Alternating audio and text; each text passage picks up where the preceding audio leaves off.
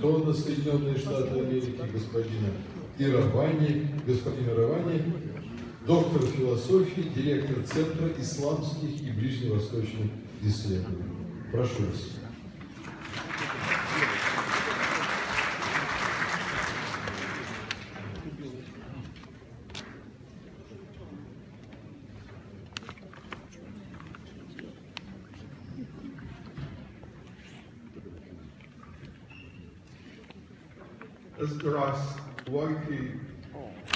Здравствуйте, дорогие друзья.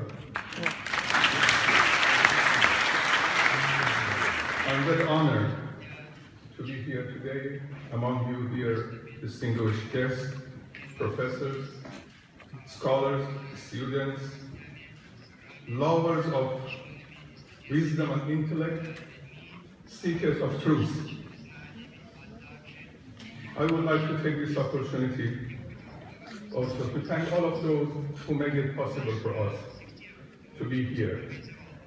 In particular, Dr. Alexander Sogrovich and his colleagues, who tried hard to make this conference happen. Thank you. Thank you very much. The time is so limited, and it was a smart choice to put clergymen almost at the end of this session, because you know we as clergy are not used to sit and listen. And this was maybe, I don't know, for 10, 15 years, I haven't had this experience to put me here listening for a few hours. We are people of talk and speech rather than to listen. So thank you for giving us this opportunity today to listen to wonderful talks and presentations. My presentation is about, or the topic of that is national interest challenge. Religion, part of the solution. So the concept of national interest has been the source of controversy ever since it became a popular and widely used catchphrase to describe foreign policy objectives of the states.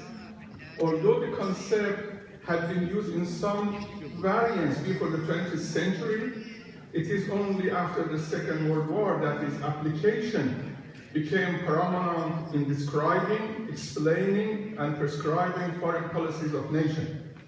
The concept is fraught with ambiguity, and global transformation of the last 2 decades have rendered it further problematic.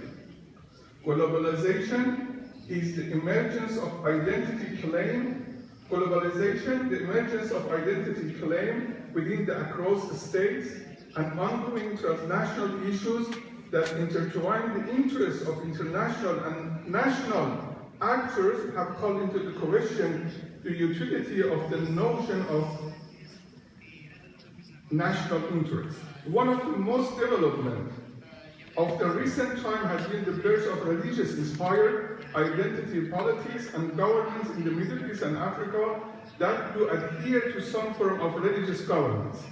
This phenomenon has added another layer to the complexity of the changing international relation, thus creating serious challenges to a purely power and state-centered conceptualization of national interests.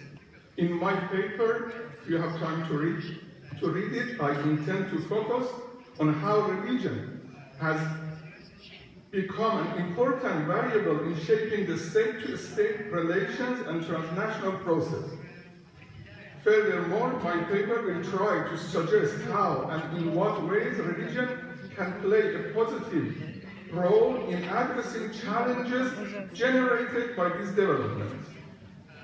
So in my paper, I at first try to give a conceptual definition of at least 3 definitions and 3 theories about the national interest.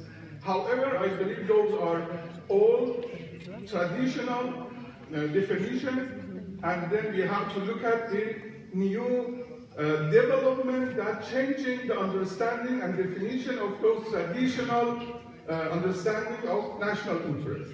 And then I try to at least bring 4 challenges and 4 issues that really affect and have already affected, start affecting that definition of national interest. That one of them, I'm going just to very in brief, just read it, part of that. First is the erosion of the territorial state boundaries and the birth and activation of sub-national, non-national, and supranational identities. So that's one. Secondly, it seems to be a widely held opinion that the information age and the digital revolution have much to do with some of these changes. So that's another area, I don't want to go further. The third is the climate changes. And the fourth, and the last one in my paper, which is the main topic or main issue, and is related to perhaps and even caused by the first 2 developments, is the rise of violent extremism and related extremism in parts of the world which affect every day. The phenomenon is no longer confined to a particular state or region. It is crossing borders and affecting vast numbers of people in many parts of the world, whether as a legacy of ill-convinced military adventures or the result of identity crisis emanated by globalization and culture diffusion, or the product of sheer economic disparities, or perhaps the combined effect all of the above, terrorism has become a truly transnational challenge. Indeed, the challenge that ties the national interests of many countries together. It appears that much of this cycle of terror has been done in the name of religion.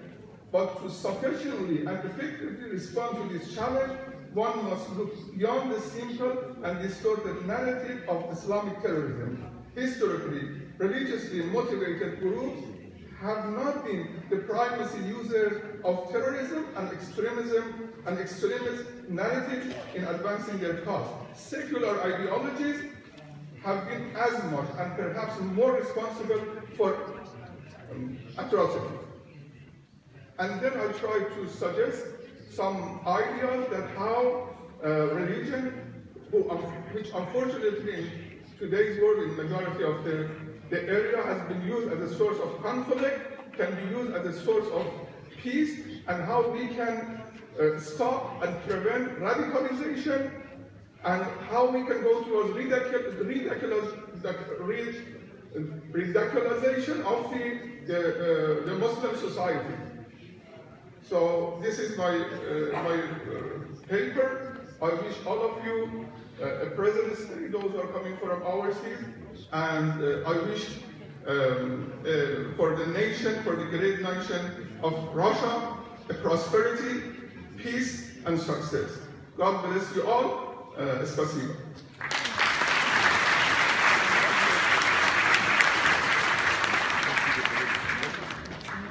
Уважаемые коллеги, пленарное заседание завершает выступление господина Клейнера, заместителя директора Центрального экономико-математического института